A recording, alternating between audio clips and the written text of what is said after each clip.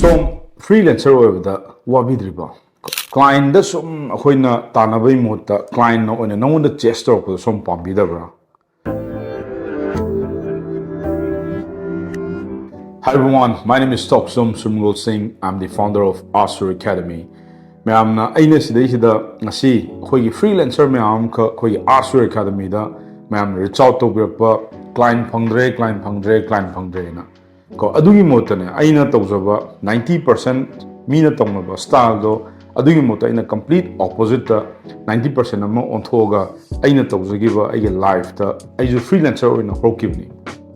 matamduda aina tawpa freelancer je kitang khenai haitare mayamna tawnariba freelancer se si khar khenai so si freelancer je hena client phangningnaba amadi client on chest oknaba si matangda ni aina ngasi video si samberje so just in 5 steps you will learn how to crack the high paying client as a freelancer aduga mayamdasu unique oina kamaina tholkani habigi matangda kupna just in 5 steps that I am the so ahamda step number 1 the khuna to do pochekeno ko si hanap na khangmiro ba ai specialize keno what is my specialization in terms of services ko let's say in virtual the point of the US labor UK labor Australia labor sigumba client me am sina pam mi ba haita ne ko ai di digital marketers ni the video editor is mind targetina you're just like a generalist people you're just like everyone else example am khak pijage project yengoboko chumnagi akhoi doctor siga akhoi surgeon namaga si ani je kana ne hena pasha tam de halakani asai chumnagi doctor di minimum amount da ma de dum common noina doctor medicine doctor harsiboko kaina medicine doctor bu kano tobu nate example ni today the haningi body common people amaga asai magi specialize amaga sige ni je kedung da manaroiba somna kan gi specialize amaga icham chamba doctor consultant amaga budi somna kan gi specialize asai hiram mamada phasana haibe mi do adu oina hire tawni minasu henna pamna kani adu oitagdi somju yengbiroba somna huzik haijariba skill set ma hire seba let's say for example nahak se video editing tawba haireba every industry khudimaki nangna loimak haini dudi yaroba particularly khoi video editing da ko different style of magi skill set lermani asagi color da bo gera adagi editing da different types of editing lere adu mayam dudi nangi quite specialized oba makatang puthuro ba hana unique oina aduga tawdabu adugi client do sizu thirakpa matamda yamna unique oina nabani match to nabaneba natragadi general people da id video editing hayena har sum lai taragadi nan client team da adukki matik nam thina wani example amazu hajage hojik yemo khoige facebook thing biro ko I need video editor na har matana pada chongsala ani you know it's just a general concept adu mota video editor na har matamda kai specialize hoino ma film making do rambe ai ko ma reels to rambe ai shorts video da documentary da ton ba lei jariba adu mind tawdana nahaksu ngasidagi somna haijariba skills to tang ko specific oheningi mapana thokma tanda aduma tawbiro ngasidagi number 1 adagi step number 2 da music khoina mayamna yamna common oin tawnaba Fiverr da register tawba Upwork da register tawba adagi mingon da reach out to dawsanba gyanmen ta davida ko adagi mina post sam tokhale na adune ta chongsanba samna habda khoi samu makhong da leiba khoi mayam amana khoi thaba am lakda thaba am phangoro na chongsalakpado adu maina hujik jo khoi online da tawbiri ba khoi freelancer mayam se aina thengnajarpa ai experience hai targadi aidi adu makte ai sudok tawte ai mota aina kamai tawge da company am da ina reach out to drikandana magi problem ai hana phasana digest taweba let's say for example ai uber suggestion ai ko ai sida zum ulai jine uber suggest kai gidam ta sinai no company du da moigi hujik magi computer se kana no moigi traffic se kadai de lai karamba source dai lai magi computers na moidi kai heli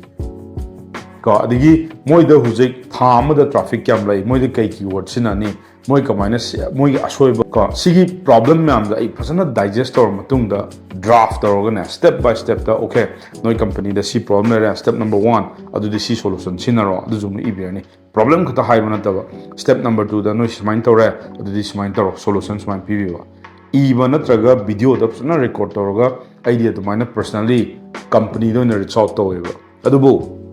sidai dai krom hajage instead of using Fiverr natraga Upwork natraga khoigi Facebook da khoi mina post or kontam da scam do bigre na I myam thing nei ka this is a high time you have to understand nang na thabak tawba matam da huski client ja kam legit oige na have phasana check tawbam chu darkar ta ba thabak hatna hanai ta urunu ka ai ngon da ju scam tawgiba lei ka ai gi na mo khitang tongan gre adubu hujik freelancer Fiverr adagi telegram adu da myam da job phangi job pini job ki damakta somna paisa pi raga thabak tawba som ka apang mane nei haini kai damakta no si haini is research to the vida paisa khara khatagi lupa la man ani pige kem wa da vida ka mina thabak to ni na som ke do wi thaja do no kai ma som sukam khang daga di asur academy da lakpio ai free da som guide to jage aduna point number 2 sida haning point di Fiverr da Upwork da client zoom thi bai mohotana now it's a high time B2B service study khwadagi afaba ko aina personally sinagiba amatang hajau haidar gadina from today you have to start using LinkedIn services LinkedIn da phasana profile sembiu profile sem matungda ko for the next 30 days nang phasana work to matamna nang DM to gara adagi profile myam changaga industry expert myam ba connect to gara admain to matungda ai life da ai nom da ko message yang khai chama si kaim nate ai to ki ko adui muhutta Fiverr da posam to salaga Upwork da posam to salaga client ngai lei thabak tu dina you'll be broke I'm telling you so start using LinkedIn and start connecting with the right people the right audience the right client the right people for your business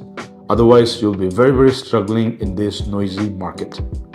ko adu ma follow to biro adu ai gi simple di LinkedIn sinaro adai mo number 3 da step number 3 da service ti nang pido ne ko service pibigi mohota ko hujiti nang kedaro kani I want you to sell a system service de amuktang pira lo gini ba what about if you sell a system kayu manang na system ama phajana yon taragadi ko customers ina clients ina adum nang the retention haibagi kano se asagi business model je si lakani ba mayam nang asi tawnai ba sigi freelancers di okay logo am sabiro logo am sabe loksangani okay video am shoot tawbiro video am shoot toksangani okay ai editing sam tawbiro adagi paid advertisement am tawbiro adagi copywriting am ebiro this is what most of the freelancer will be failing in the market mayam si yam thina important hoibni even though nang yam smart or may you sell as services but if you really doesn't know how to retain your client every single month how can you survive your business look at the scenario ko nang ju hingdawe aroiba at the same time client na ju khwaidagi darkar oiba magi company ju da nang system ama build hek togi matam da nang je asset or do ne company du gi kayu masigi poche khoina ko icham cham na freelancer ne na har service am khak pi tar ga di nang kamai no mathang tha adigi tha taruk adigi chahi ma nang kamai hingdenu it's a very difficult situation jo oramba yaung thainarang mani adu thokna baidam instead of selling your services try to sell your system this is the key in order to survive in the freelancing game ko sina step number 3 pasana munna tabiro system am build tor paise lead generation system obi sales ki system obi automation ki system obi tracking ki obi lead generation ki automation machine obi traffic to obi nang na list sembi bi mayam am yagre ado in terms of systematic ko ni yona bo khona biro system ona this is the key in order to win in the freelancing game adigi mo step number 4 da mingone am pitch to we ko akoina client nama wari sana matam da pitch pagdaw da toksan ba ko description me ama akhoi di adu lay ada lay akhoi di features lay akhoi id si tawbu ngami si taw they don't care about whatever your futures it is moi di kai pami they need a results they need a proof any client amana ko freelancer amada gi pam se keno number 1 matam sep oiba ko they don't have time pasha pa ba mi ge di matam lai tabani adui mo ta mi har torani mai thabok to sat on loi na ba they need speed any international client ama thabok to minak poro pasha kitang pai ba client mo ro moi di ke do kani ko ai pasha de mang na roi moi di moi ke do kani ai kamai matam kamai sep or kani number 1 ai no hujik now on the project am PSC projects nang kai nimte execute to ngam ni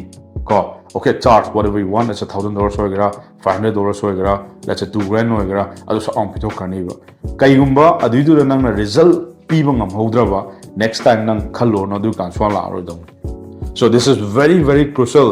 freelancer ona tawbiri ba chinaw myam am lebiram ngani ko aina yam hai na haija banate huzki matam da di if you don't provide a results as a freelancing game ko nangi client no mathang thada halakadra haloidra I'm questioning to you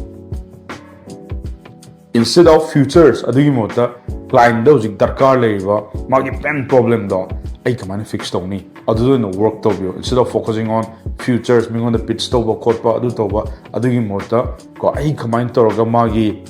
strategy pasana yat chige kamaina execute to jige am fastest way da adu migi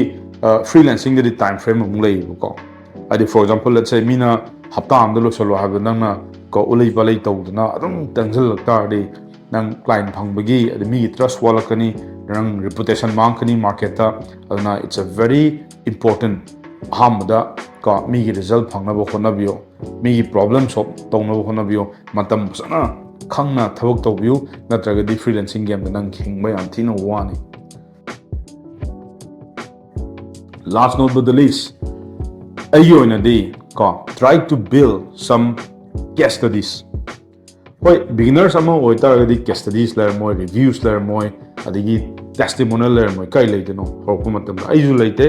aina hoki matam da ko I don't have reviews client ge reviews like the testimonial like the I case studies like the adugi da maktani aina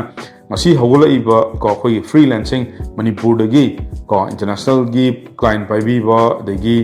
India gi client pai bi si ma am sidana noi na work to gi ma am dugi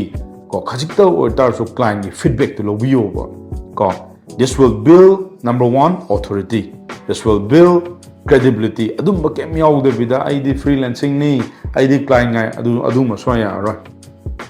nangi website ku mamma sagera website saba haitraga su ko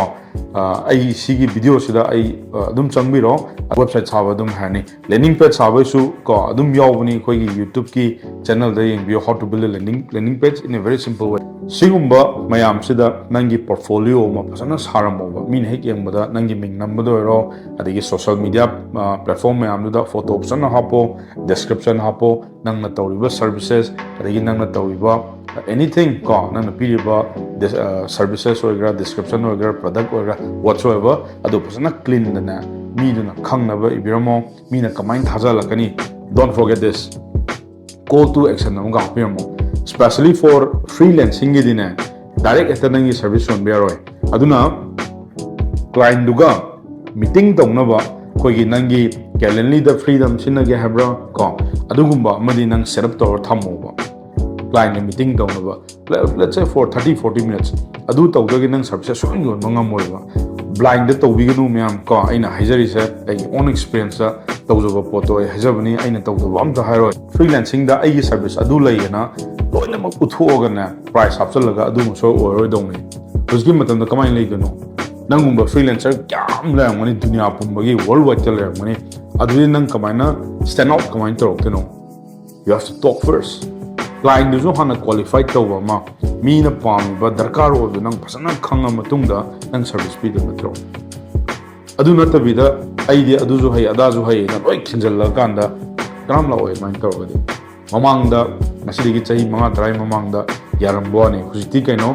every person every client every business owners problems amaga amta mang deba hey business canary lam canary location canary timing khenari adagi mi apamba coloring da bo or branding da bo or adagi way of style of working si loina ma khenrak panina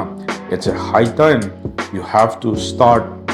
talking over the phone, over the Zoom, Google Meet. I Google Meet puri am kanna pamjade Zoom ne na pami aduna Zoom gumba ma pro do jima layu 45 minutes ki free the Zoom am sana yabani adu da Zoom da phana pusala aga ne brainstorm to khayo client duga ma leiba leida bidi tokro nongmada as a freelancing ko 30-40 people reach out to khayo mi da client da aduga tham da nang coin phangoi da no phangdre ngon da haro ai takpi ge. So, ladies and gentlemen, nasigidi ay matangda losanjarge. Okay, ado may amna sigi video sa pambiragadi ko makada hoida reach out to birakara the freelancing da kamaina successful na work to no hen nang khangni na so Asur Academy phone number hapcharamge ko asdai sida may am ko to birakani WhatsApp da message thabirakani ado hoida book door sai asur.net/book harga ai sida jo hapcharamge sida ngasima book door somna freelancing is the successful and tabok to ke harga. So ladies and gentlemen, thank you so much for watching this video and I'll sign out for today. Cheers guys.